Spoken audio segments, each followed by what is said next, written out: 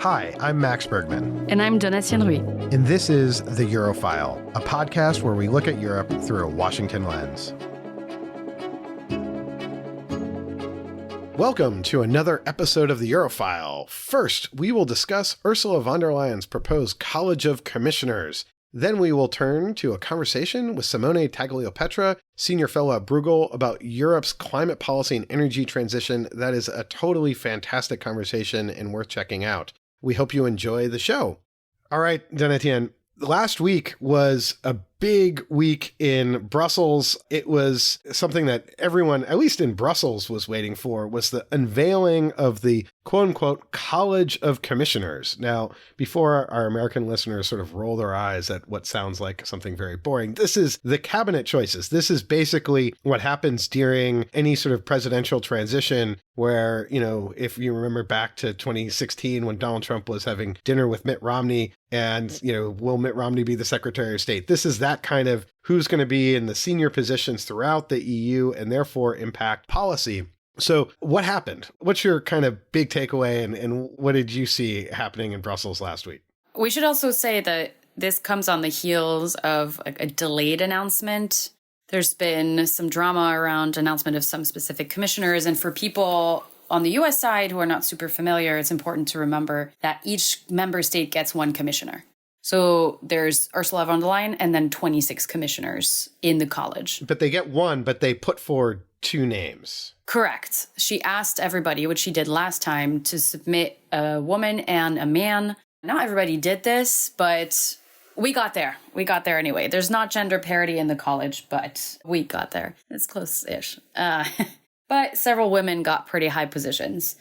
The picture that's emerging, just let's start there, big picture, from this college is, I would describe in a few words as power for von der Leyen, confusion in the portfolios because a lot of the titles are overlapping, not a ton of movement of power in terms of center of gravity for where and who gets power on the big files, and then some interesting moves on the portfolios for, let's say, some of our problem children in the commission with some member states that were being a little bit difficult.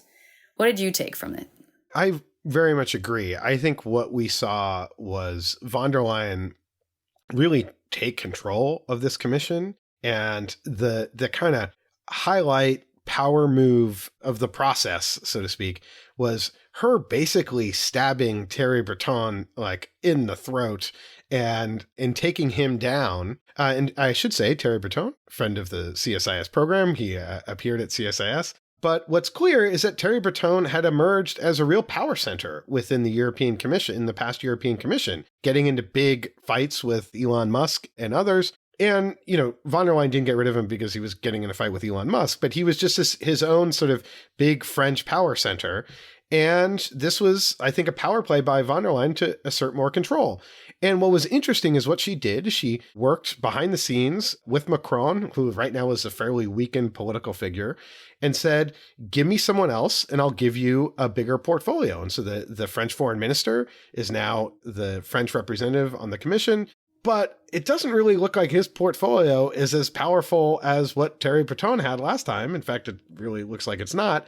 And yet the French went along with this. And so I think what we see here is von der Leyen really asserting control of the commission, and the fact that a lot of the titles for these directorates are very overlapping. A lot of, you know, terms like competitiveness, which then, you know, maybe include trade, maybe include some economic security. There's going to be a lot of, I think, conflict between commissioners, not a clear hierarchy. And I think that means a degree of centralization. And that can work one of two ways. It could be a total mess. It could mean a log jam for a lot of decision making, or it means a lot of coherence.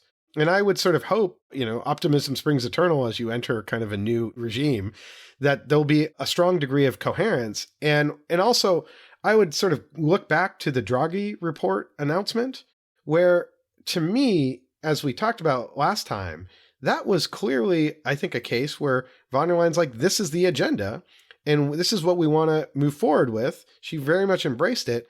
And I think we'll be in position to really set the agenda for Europe, because who else is doing that? So that's sort of the big takeaway, that this is a von der Leyen power play where she looks an even more empowered player at the European Commission at a time when there's a power vacuum more broadly in Europe, especially with Paris and Berlin being kind of no-shows. And you mentioned the Draghi report on competitiveness, which we touched on in the last episode, but also we discussed with Simone. I think that's important for people to remember too, as they look through who got which portfolio. The issues that were the hot portfolios in 2019 in her first commission are not necessarily the ones that are now. And we're talking about competitiveness. We're talking about green transition, tech, strategic autonomy, but that also means tech sovereignty, which is in the name of one of the executive vice presidents. These are the areas that are going to be really, really important and the focus of a lot of attention and potentially a lot of spending on the EU side over the next few years. So you can see also from who got these portfolios where von der Leyen is trying to place ownership or at least more power. And in what you're reading in the press, there's a lot of people talking about the transition from what was for a long time a more collegial body, where, because the Commission really is the impulse for a lot of policy making in the EU, in the transition from that to a presidential office. And as you said, it could be that we end up with a more coherent system because it'll be more top down, or it could be that this creates more confusion and chaos, because von der Leyen has been known to also have very specific preferences one way or another, and she might try to pull down and clash publicly with some commissioners who are trying to go one way or another. I should also say something that's important for listeners to know is this is the first step. She has put forward the names that she would like, similar to cabinet appointments after a presidential election here in the US. They do need to be approved by the parliament, which has become quite rowdy in recent years. We should say the balance of power has changed in the parliament. And we already know that MEPs are coming into this ready to ask some really tough questions and potentially ready to throw a wrench in the gears here for von der Leyen. Someone's going down. There's going to have to be a sacrifice to the gods of Parliament. Usually they take down usually one commissioner. Right now the Hungarians are very unpopular, and their commissioner may be a target. But on the other hand, he's been given a portfolio that probably can minimize the amount of harm. Well, you may disagree. Go ahead. So, you're shaking your head. Yes, that translates really well for an audio medium, but I am shaking my head because while I think it's good news that Várhelyi is no longer at enlargement, because we know Hungary has been, let's say, less than productive actor when it comes to the enlargement portfolio, he's in health and health emergency preparedness. And generally the discourse around public health in Hungary has been challenging at times in recent years, especially around COVID. So it would become a problem in very specific scenarios that I really hope we don't have to deal with for a long time. I just don't want everyone to jump on this and say, finally, we're rid of Hungary as a problem child in the college, because you never know. And I would want to make sure that the health portfolio remains science-based, facts-based, and that's TBD for me. But I think when it comes to the commission in general, maybe we'll break down some of the notable figures. There are a few people that are back, that are continuing, that have really, I think, done really good jobs over the last number of years. Maros Šefčovič, who has been a commissioner for a very long time. He now has kind of the UK portfolio. He was doing a lot on natural gas. He's sort of, in some ways, the EU's Mr. Fix-It. I think you could have seen some perhaps outlandish choices from the government in Slovakia, but putting him back in means he'll continue to have an important role. You also have Valdis Dombrovskis, who I think did a really good job last time. He's now the Commissioner for Economy and Productivity, Implementation and Simplification. What the hell does that mean? I don't know, but he's, I think, going to be a useful figure. And then I think the big winner, perhaps the country that came out on top, is maybe Spain, with Teresa Ribera as the bloc's new antitrust chief. and also doing a lot, I think, on the green portfolio. That's also been sort of split some ways with Hoekstra from the Netherlands, but she's gotten a very senior role. And I think Pedro Sanchez really played his cards right and will sort of be the representative of the socialists. And so there's a lot of talk how she'll be maybe the most powerful commissioner. She may be the next Thierry Breton. One other name probably worth throwing out there, which is new, and I think the Lithuanians are really sort of in some ways crushing her. The Balts are doing quite well. Andreas Kubilius is the Commissioner for Defense and Space. The EU ambassador to the United States is also a Lithuanian. But this new Commissioner for Defense and Space, I think, is a really interesting portfolio. He's going to have to really carve it out, but the idea is to get the EU defense industry really moving. So I think there's some notable people. And maybe one last thought here is that the South did quite well, and I think the East did quite well. Of course, we've already talked about Kaja Kallas from Estonia, the prime minister being the high representative. Spain doing well, but also there's going to be potentially a commissioner from Italy who's an executive vice president, has a big portfolio. But Otto, our producer, has pointed out that, okay, the Southern Europeans got a lot of these fancy roles, but it still looks like the core frugal states, particularly Germany and others, are really going to have a stranglehold. Not a stranglehold, but are going to be quite influential when it comes to determining the EU's finances and the EU's budget. In a way, yes. What's interesting to me, though, is Poland got budget, which is super important in the next few years as they negotiate the next MFF, the multi-annual financial framework, the EU budget, let's just say. He's also in charge of anti-fraud, which, I don't know, there's some kind of poetic justice here that he came after Law and Justice, let's say, played around with national spending, a lot of concerns around EU money going to Poland and being misallocated. So I think that's a good sign. It's a good gesture to recognize that where Poland is now, its pro-European stance under this new government. I'm not sure they'll be part of the frugal camp, though. I think we might get something a little more neutral from that side. The Netherlands getting climate, I think, gets them a little bit further away from actively discussing this. Obviously, the government in the Netherlands will still be a very specific kind of actor in the council, but not in the College of Commissioners. I want to point out just two others. One is enlargements for Slovenia. I think that's pretty interesting that a Balkan country is getting enlargement. There's some chatter coming out about Marta Koš, who is supposedly going to be approved in the next few weeks because she's made some remarks in the past about, we need to not move away too far from Russia, but I think she knows she has to have a pretty strong performance in the parliament in support for Ukraine, Moldova, etc. I just think it's interesting that Slovenia is getting enlargement. Yeah, just one quick thought on that. What I found interesting about that is that she's quickly had to sort of backtrack and I think has said, no, I view Russia as sort of very hostile. But that kind of shows you where the center of the European political ground is. And so this sort of fear that of backtracking on Russia, it's sort of like a scandal if you have said anything mildly dovish about engaging the Russians becomes a potential political vulnerability, not just at home, but potentially with the European Parliament. That's a good point. Although the statement that people are referring to, she made in March 2022. It's like a month after the invasion, which is pretty tricky. But I agree. I agree with you. Maybe not the best time. Yeah. No, it should deserve scrutiny, but it's interesting that it does. Okay, there it is. And she will get questions about this for sure. And the last one I want to flag is migration or home affairs for Austria. I think that's not nothing. Austria, for a long time, has been pretty hawkish on migration. They have resisted efforts to be, let's say, more welcoming across the European Union, trying to set quotas for reception of asylum seekers in the EU. So I think putting it there is pretty interesting. I think that shows you that von der Leyen's not afraid to have someone at the migration portfolio who will really take a harder approach, which is in line with obviously what we're seeing across the bloc, negotiations around the migration pact. But I think that will continue, and that's a sign of that. Yeah, maybe to wrap up, I think the broader takeaway for those of us in Washington that are just like, who cares about who's in what commission spot is I think this pretends the EU being the von der Leyen show, that I think she came out of the European parliamentary elections strengthened, not weakened, which I think was the expectation going in, that yes, the far right did better, but not that much better.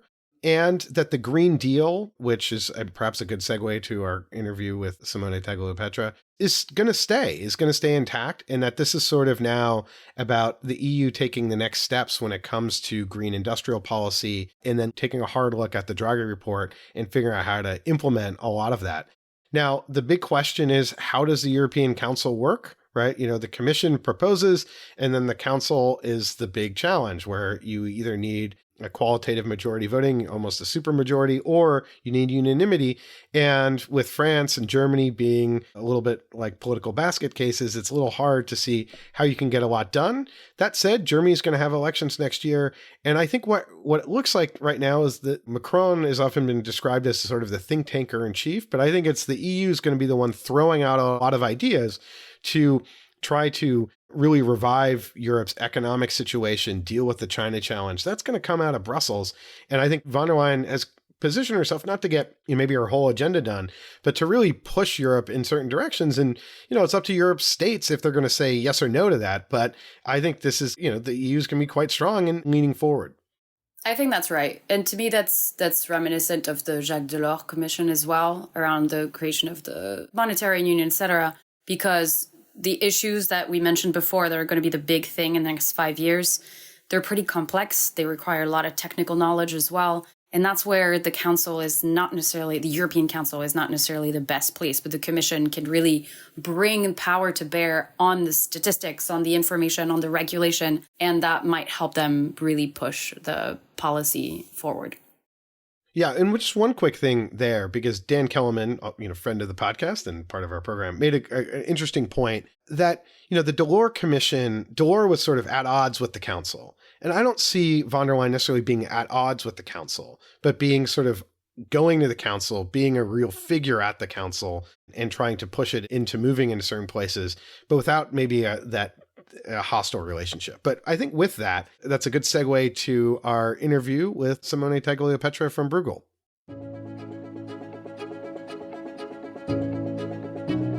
We are thrilled to welcome Simone Tagliapietra to the Eurofile. Simone is a senior fellow at Bruegel. He is also professor of EU energy and climate policy at the Johns Hopkins University School of Advanced and International Studies in Europe. His research focuses on the EU climate and energy policy and on the political economy of global decarbonization. He is one of the top people to talk to when it comes to all things EU energy and climate policy. So Simone, thank you so much for being here. Welcome to the Eurofile. Thank you. Thank you for having me. So maybe we could start by sort of doing a quick level set of where Europe is kind of in the energy transition, energy security, before we sort of talk about sort of the future and where the next commission is going.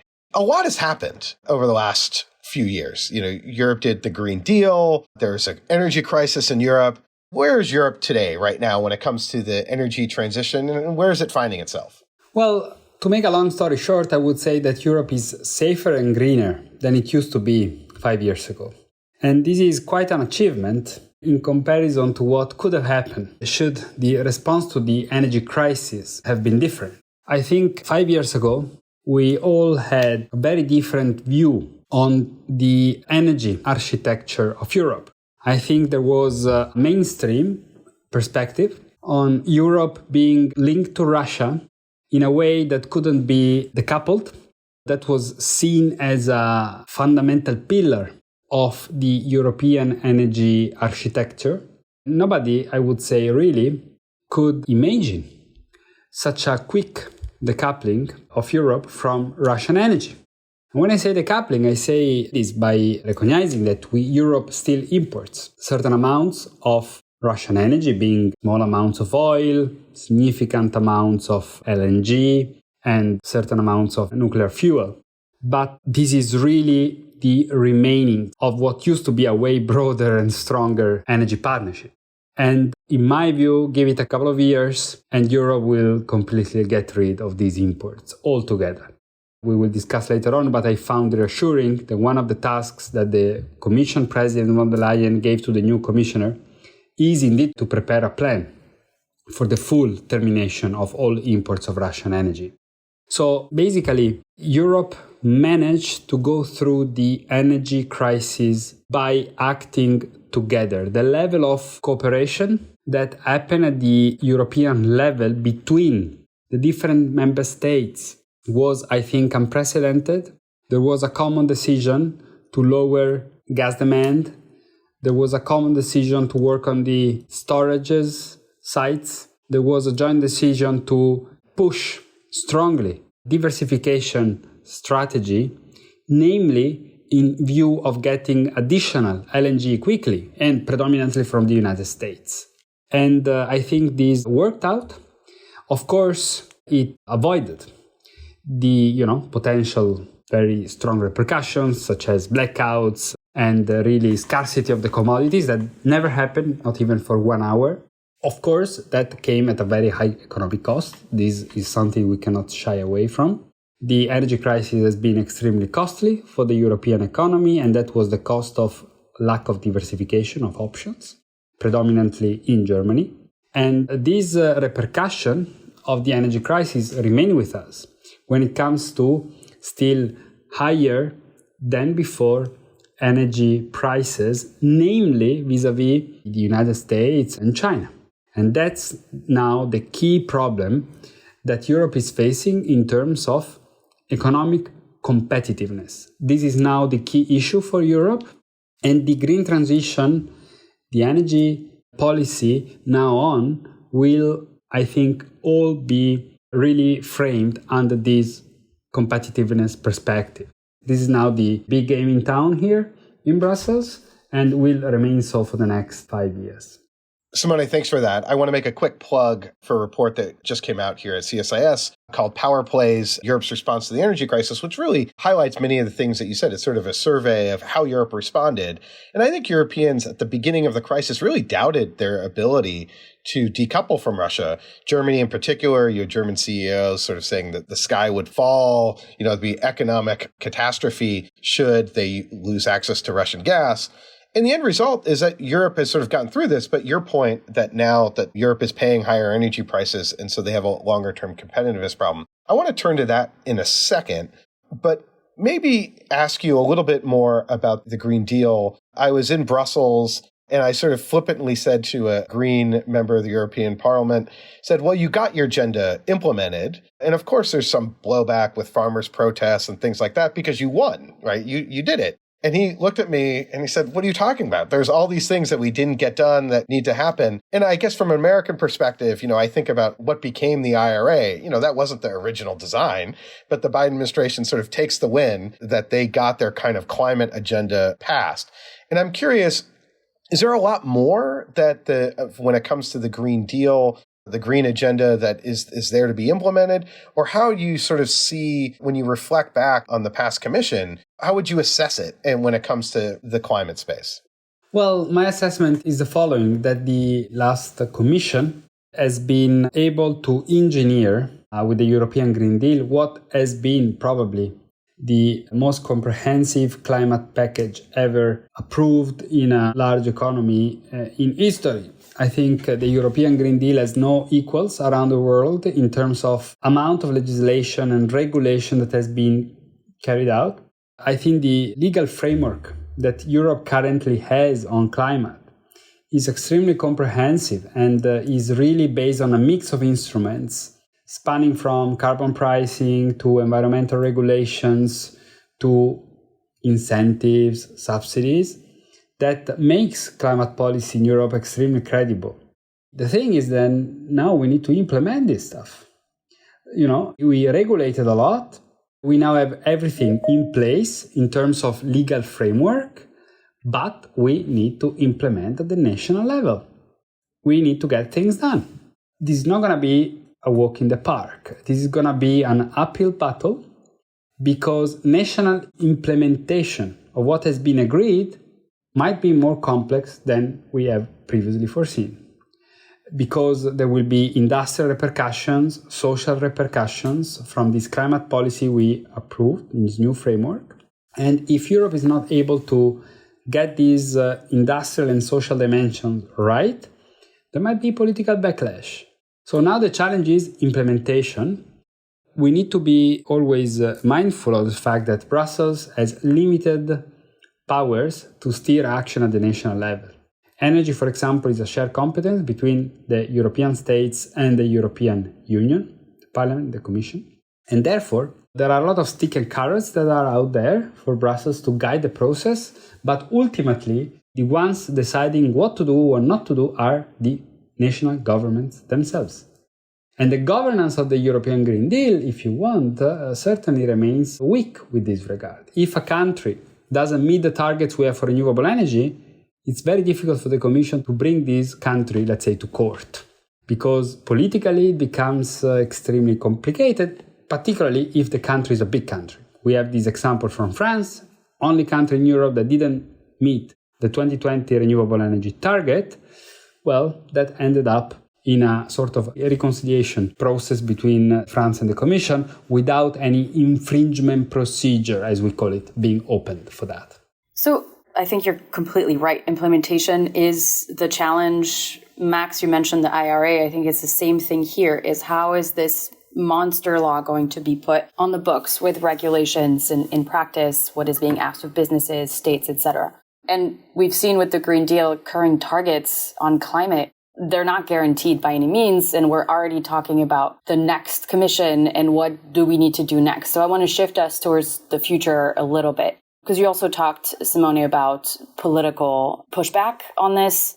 And that's something we're in the midst of right now. We saw some changes of political power to some extent in the European Parliament. The Commission is still very dedicated to this green agenda. We saw von der Leyen also talking more about housing, for example, and how housing is connected to climate. I think that makes a big difference. But the politics of Europe is really where I'm wondering, can we reach those ambitious targets over the next few years with the political coalitions we're dealing with, not just in Brussels, but also, as you said, in the member states? And when we see the politics that von der Leyen herself has to deal with, how do you see that coming together in a good or a challenging way over the next few years? Let's follow the emissions. So far, Europe has been particularly good at decarbonizing the electricity sector. But when it comes to transportation, when it comes to buildings, we've been very slow at advancing decarbonization. Industry, better, but also because we closed down a lot of factories around here over the last years. So the industrialization played a role in there, namely after the financial crisis and then with the pandemic and so on. So if you look at the buildings and transport sector, that's where Europe needs to accelerate its decarbonization by a factor of 4 over the next 5 years if we are to reach our 2030 emissions reduction targets. Accelerating decarbonization by a factor of 4 in buildings and transport, which means cars predominantly, is going to be super challenging from a political and social perspective, because that's the very moment where climate policy will become extremely visible to people, entering people electricity, gas bills at home, and entering the pump when you go to refuel your car. And I think this will be the moment where Europe will need to show that it gets the social dimension right, so that provides to the ones that are in need, to the most vulnerable in society, a compensation for these higher energy prices to offset them from this climate policy, and so to make sure that only the ones that are able to bear this cost can actually do it. If there is the result that the most vulnerables will be hit more than the rich in this transition, again, there will be a strong pushback. And I think that's a bit the challenge, and that's why the President von der Leyen has created a commission that sees a few executive vice presidents, so-called, meaning the most important commissioners that coordinate others in the college, in the government. The first one is the Spanish former Minister of the Ecological Transition, Teresa Ribera, and she will be Executive Vice President for Clean, Just and Competitive Transition. Clean, just and competitive. So the just transition dimension is as important as the competitiveness dimension in this clean transition. That's a very clear message. And she will need to work to make sure that this can happen. Now, this is not going to be easy, because that entails a very targeting interventions by government in supporting the most vulnerable groups in society, which is not easy to engineer for policymakers. Being targeted is extremely difficult. We have seen that during the energy crisis, when we had to support families in their energy bills, we all said, go targeted. But in reality, also out of the emergency, governments put in place horizontal measures that everybody benefited from, because it was extremely difficult to be targeted. Now, that's the challenge, and I'm not sure we have all the answers yet, but certainly we have some good principles, starting with the principle of carbon dividends, so that all the revenues we will get out of our carbon market, we will use to support people in the transition.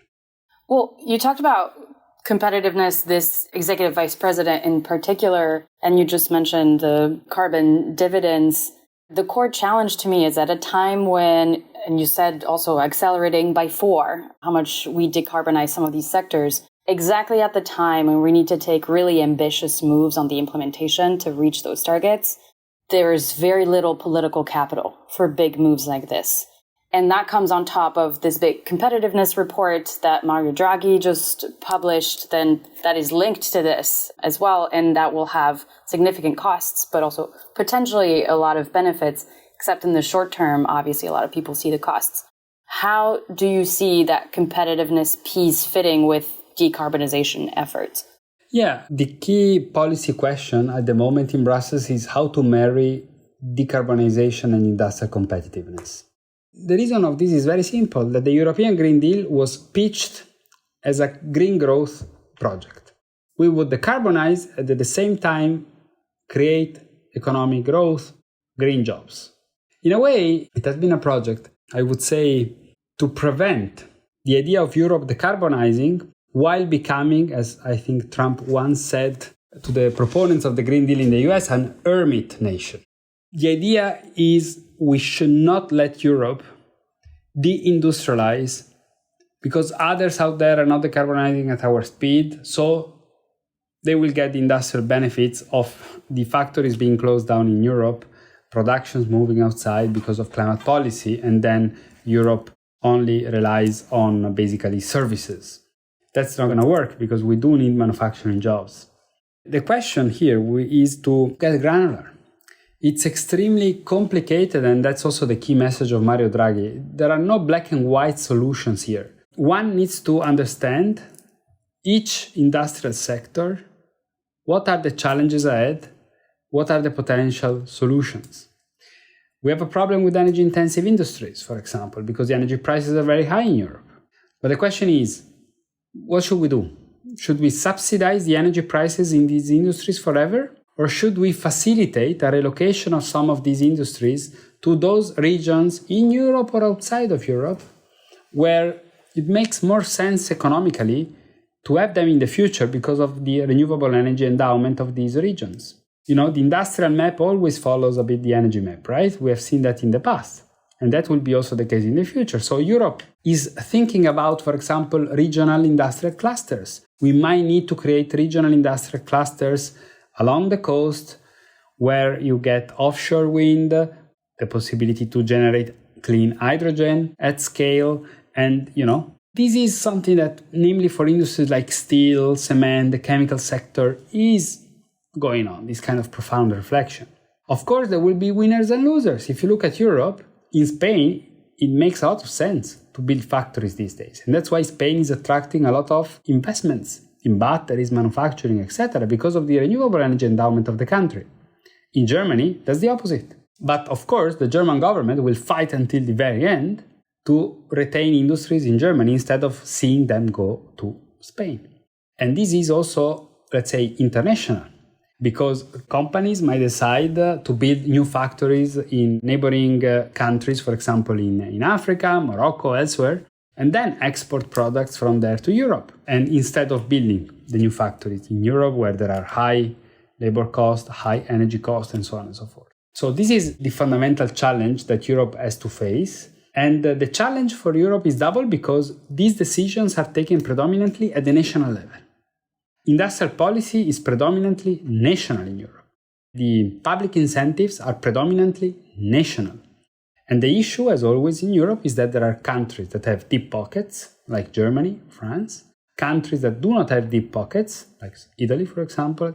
And therefore, there is a subsidy race between the different European countries in order to gain the factories of the future and so on and so forth. This is very detrimental because if Europe enters a subsidy race within itself, it's weaker vis-à-vis the external players like the US, China, and so on. So we are weaker vis-à-vis the world. And this is also the message that Draghi sends out with the report. And before him, another Italian Prime Minister, Enrico Letta, whom wrote an important report as well on the European single market a few months ago. Let me ask you about China and the question of Chinese green exports in the form of solar panels and especially EVs. The United States has put on really high tariffs against Chinese EVs, basically locking them out of the US market. There's a big debate happening right now at the EU level about whether the EU should respond. How do you see the China question playing in here? Because on the one hand, if Europe needs to decarbonize its road transport and China is selling incredibly cheap EVs that are frankly look pretty good, does it make sense for the EU to put up high tariffs to protect its auto industry? And the same is true with solar panels and Europe's ability to just buy massive solar panels. So I'm curious how you see the China tech question playing into this. Okay, so Europe is not and cannot have an anti-China policy, as others might have. The trade exposure of Europe to China is too big to allow Europe to decouple. That's why von der Leyen at the time rushed to say, wait a minute, guys, we are not doing decoupling here. We are doing de-risking from China, which is different. What Draghi says in the report is something very simple. We need to be smart. There are certain technologies like solar panels where we need to just keep importing from the Chinese because that's the cheapest stuff we get. And if we want decarbonization to proceed at speed, and if we want jobs to be created in Europe, because in solar jobs are on the deployment, not the manufacturing really, we need them. So let's free ride on their public incentives they got to their own companies in China, and we make use of them. With the risk, we try to diversify the supply chains in the meantime, but we certainly don't go for protectionist measures, tariffs, because that's not going to work. There are other sectors like automotive, where Europe cannot lose its jobs. It's too important. So the suggestion there should be, okay, let's design a smart policy. On the one hand, we put trade tariffs after proper assessments, case by case, company by company, okay? So not just tariff we decide in the morning and we put there in the afternoon. Something that follows a year-long investigation of the level of subsidization that has been given to these companies in China, which would not be allowed in Europe to the European car makers. So we just ensure the level playing field. So this is a matter of fair open trade.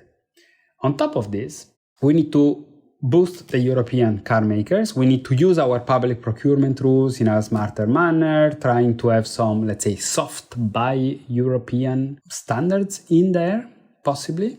And then we need to facilitate foreign direct investments, also of China, into Europe to build the factories, to build here Chinese electric vehicles. What matters is location, not ownership. From a societal perspective, if what you want is to accelerate decarbonization, get cheaper products to your people, and create jobs, you want the factories here. If that factory is German or South Korean or Chinese or Americans, it doesn't really matter. So the idea is, let's facilitate foreign direct investments of China into Europe if there is a willingness to build factories for electric cars and batteries here. And that's happening already in countries like Hungary and elsewhere. And this, I think, will be an increasing trend in the future. Europe will need to adopt and tailor industrial policies on the basis of each specific technology because they cannot be treated the same altogether.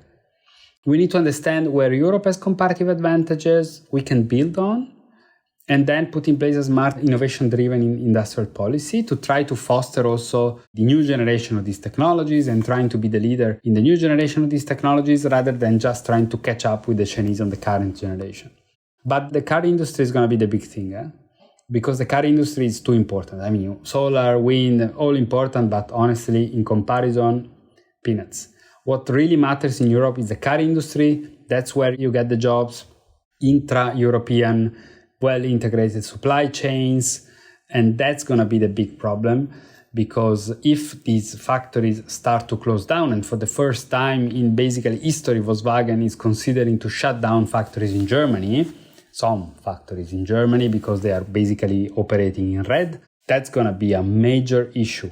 Socially, it will be extremely tense. And we have same here in Brussels, same problem. A big factory of Audi is closing down, producing EVs, by the way. So there are a lot of these cases popping up also in Italy. And this is extremely politically toxic, extremely.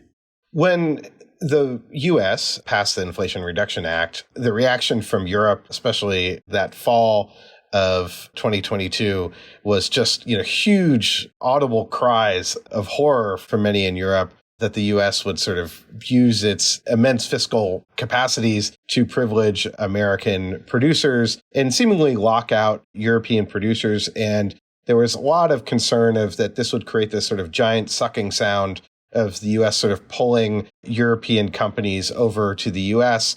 I would ask you to maybe assess, where are we now when it comes to kind of transatlantic climate relations? How does Europe view the IRA? And is Europe itself now thinking about doing a lot of what was articulated in the IRA? You talked about needing to sort of offset some of the costs that consumers will have to bear for the transition. Draghi calls for immense investment. Is Europe now looking at really doing its own IRA, and has it come to terms with what America has done? There is an understanding in the policymakers' EU level that Europe cannot and should not have its own IRA in the same way the IRA is done in the US. We are just different. One understands the IRA in the US environment, also given the climate policy landscape of the United States, where carbon pricing has not the same importance of what it has in Europe. In Europe, we have a different approach, more mixed. So going ballistic on subsidies is not what we want and we can do. Let's be very realistic. Europe does not have the fiscal space of the United States of America. The EU does not have the federal budget of the United States. So it's just unviable for Europe to do that financially. Second, we think it's not a good idea, because subsidizing all technologies across the board, CapEx, OpEx, we think it might not be sustainable. The moment you stop the subsidies, you might see factories closing, and that's not exactly the result we would like to see. So we need to be more selective. But again, maybe because we have just less fiscal space. So we need to be more selective and a bit smarter, if you want, in trying to understand where we can really build something. So the wind industry now is a big thing because we have an industry here that can be developed further. The car makers, the batteries, while the solars, we just, solar panels, we give up. We even decided a few months ago not to put any tariff on the Chinese solar panels again, because we want to import them cheap.